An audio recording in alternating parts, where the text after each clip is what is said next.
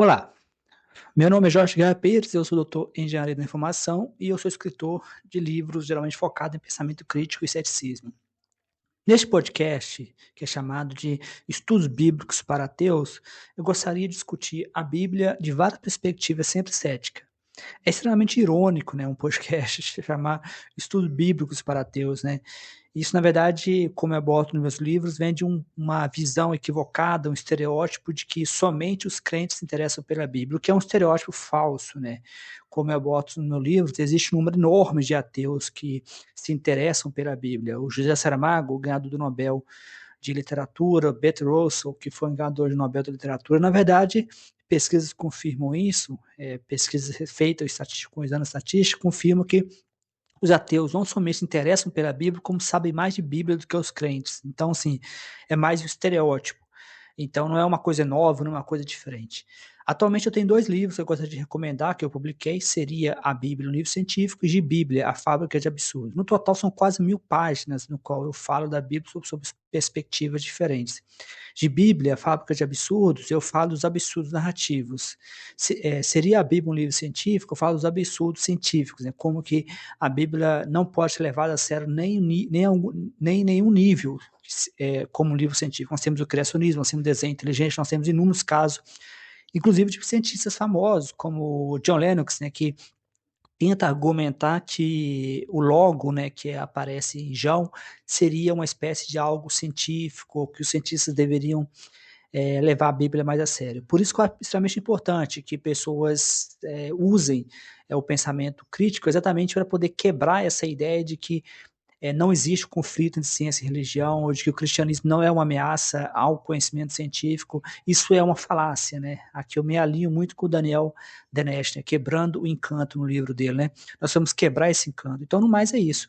Eu espero que vocês aproveitem o episódio do podcast. Lembrando que esse podcast está disponível tanto no YouTube quanto em plataformas como o Spotify, mas em plataformas como o Spotify eu tenho um limite de 2 horas mensais. Então, no YouTube eu posto com mais frequência. Então, bom aprendizado. Imagina a seguinte situação, tipo, descobrir que uma galera que baseia absolutamente toda a sua visão de mundo, toda a política e a moralidade num texto sagrado, Uhum. tá, na verdade, adorando o exato oposto do herói que eles dizem seguir. E tudo isso seguindo a lógica estrita desse mesmíssimo texto. Uma inversão total de valores, sabe, documentada e verificável. Nossa, é o tipo de premissa que desestabiliza qualquer mesa de bar, né? Mas... Porque assim, geralmente quando a gente avalia uma ideologia, usamos as nossas próprias réguas morais. Mas o que essa exploração de hoje propõe é algo muito mais frio e analítico. É usar a métrica deles mesmos. Exato. Usar a métrica interna do próprio grupo para medir o comportamento dele. E é exatamente por esse território meio espinhoso, mas super instigante, que o nosso mergulho vai navegar hoje. A gente vai focar na interseção ali entre ciência, ética, racionalidade e religião. E vale destacar que tudo isso vem guiado pela curadoria de um pesquisador brasileiro super interessante, o PhD Jorge Guerra Pires. Isso. Ele traz pra gente um ensaio altamente provocativo do historiador Richard Carrier. O objetivo aqui é dissecar como a ciência e a filosofia servem de ferramentas para analisar a moralidade moderna e, claro, as supostas contradições entre os ensinamentos originais do Novo Testamento e a arena política de hoje em dia. Bom, mas antes de destrincharmos essa análise, acho que a gente precisa fazer aquela pausa estrutural e importante, né? Ah, sim, o aviso de imparcialidade. Com certeza. Porque os textos e conceitos que a gente vai abordar hoje tocam em nervos bem expostos da nossa sociedade. A gente vai falar de pautas sensíveis, política de esquerda, política de direita, dogmas religiosos. Tá? Uhum. A gente não está tomando partido em disputas políticas, não estamos endossando nem criticando dogmas religiosos. Nosso exercício intelectual hoje é puramente analítico. É relatar e tentar entender os argumentos das fontes, sem emitir juízo de valor sobre quem está certo ou errado no fim das contas. É observar a mecânica do raciocínio, sabe?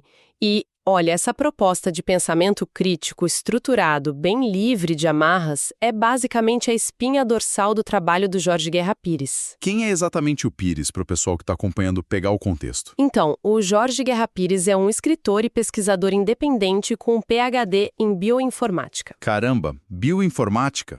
Sim, a base dele é a biologia, a matemática e a programação.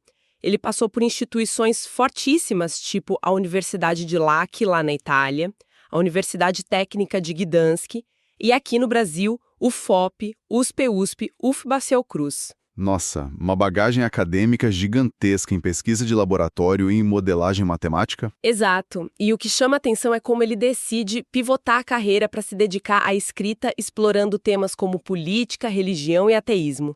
Ele percebeu que a lógica da bioinformática pode ser aplicada a sistemas sociais e éticos, sabe? Ele criou umas séries muito legais, tipo Ciência para Não Cientistas e Inteligência Artificial, Democracia e Pensamento Crítico.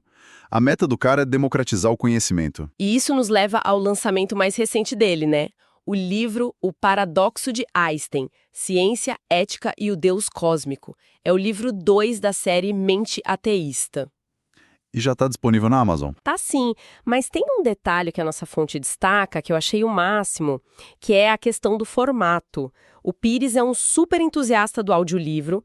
O livro já está rodando no formato de áudio, no Google Play e no Google Books. Ah, isso é uma mão na roda. E ele conta que, para ele, a revolução da produtividade começou com o áudio antes mesmo da inteligência artificial, porque você pode baixar o audiolivro no aplicativo, tipo no Google Play, e ouvir offline. E os livros da Amazon também dá para ler no aplicativo de smartphone, não precisa nem ter um Kindle hoje em dia, né? Exatamente. A dica de ouro da nossa fonte é: baixe o livro e escuta durante uma caminhada num lugar que nem pegue internet. Ou então enquanto você cozinha, enquanto lava a louça. É tipo ter um professor universitário ou um debatedor de alto nível ali no seu bolso enquanto você dobra a roupa. Muda tudo, né? Muda demais. Tira o debate lá da Torre de Marfim da academia e coloca no meio da rotina das pessoas.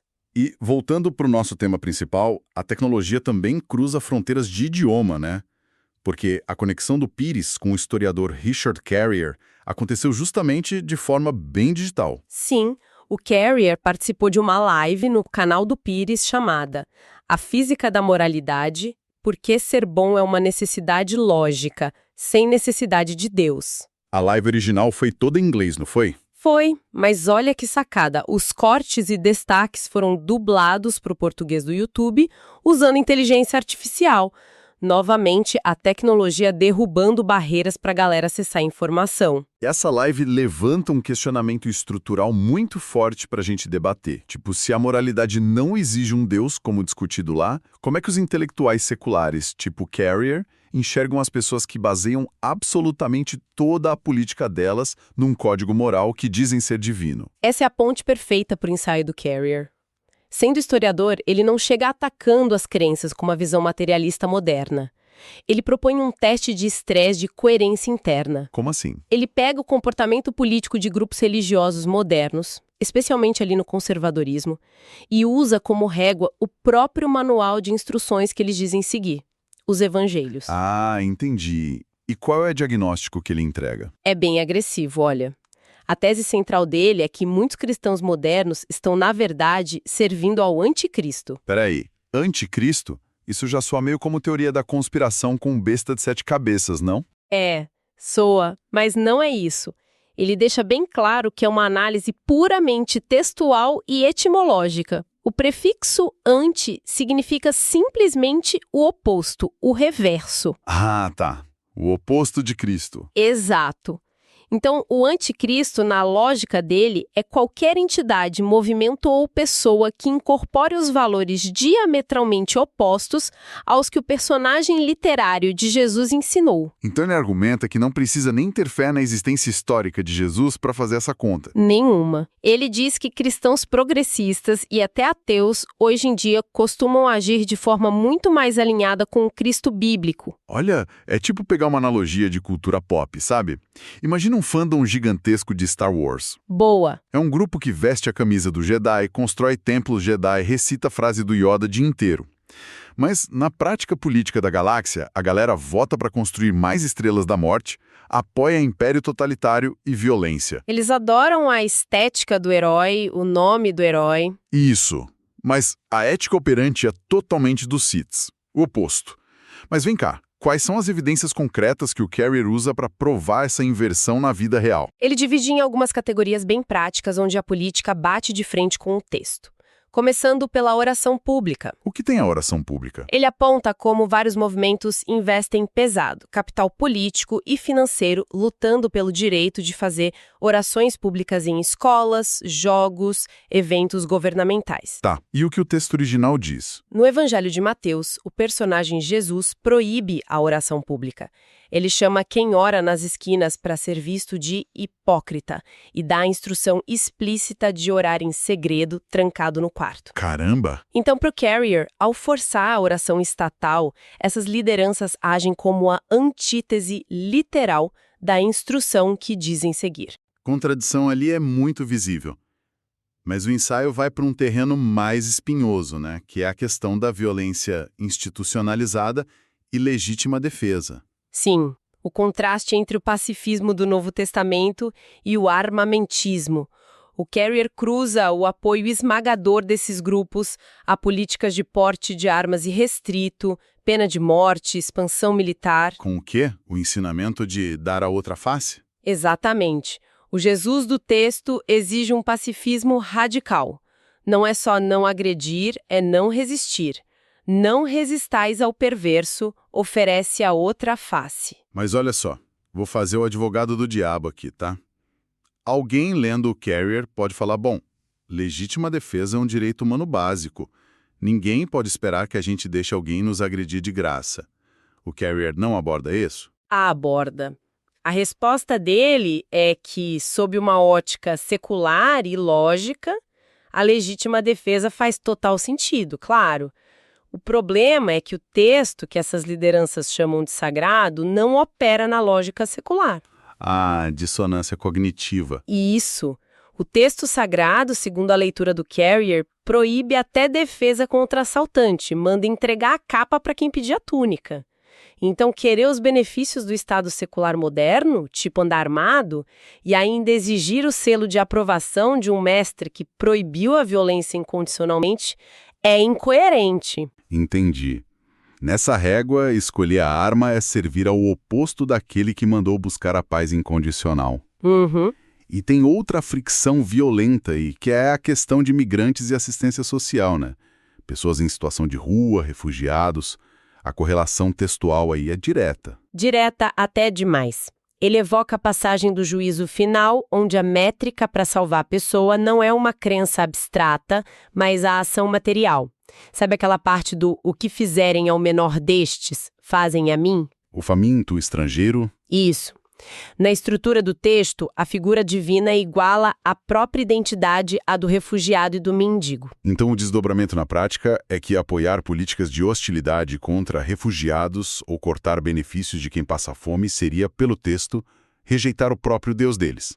Na análise do Carrier, sim. Mas peraí, tem um argumento enorme no conservadorismo moderno que diz assim: o Estado não deve ser o provedor da caridade, que imposto alto é coerção e a caridade tem que ser privada, do próprio bolso.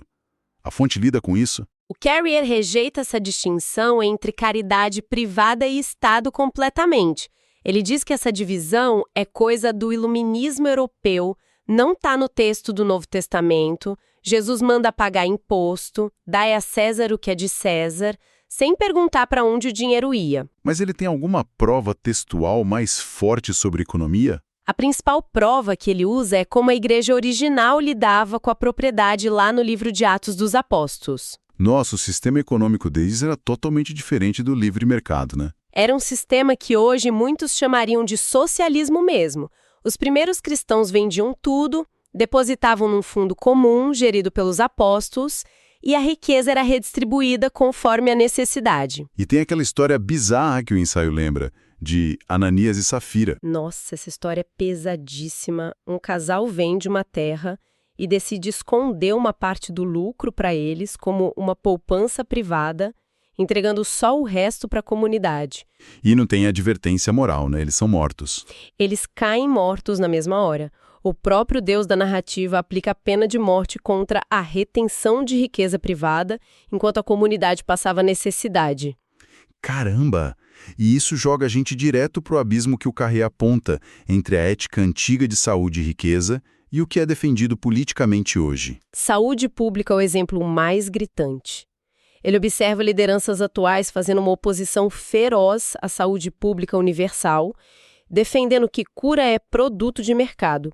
Mas Jesus ordenou aos discípulos: curai os enfermos, de graça recebestes, de graça dai. A cura não podia ser mercadoria. E sobre o acúmulo de riqueza, a condenação é gigante no texto também, né? A parábola do jovem rico, que tem que doar tudo. O cara rico que vai para o inferno só porque ignorou o mendigo Lázaro. E Zaqueu, que doa metade dos bens.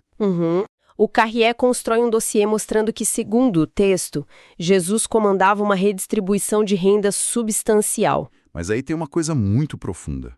Como que o Carrier explica essa mutação? Porque é uma religião que nasceu com marginalizados, focada em doação radical, pacifismo.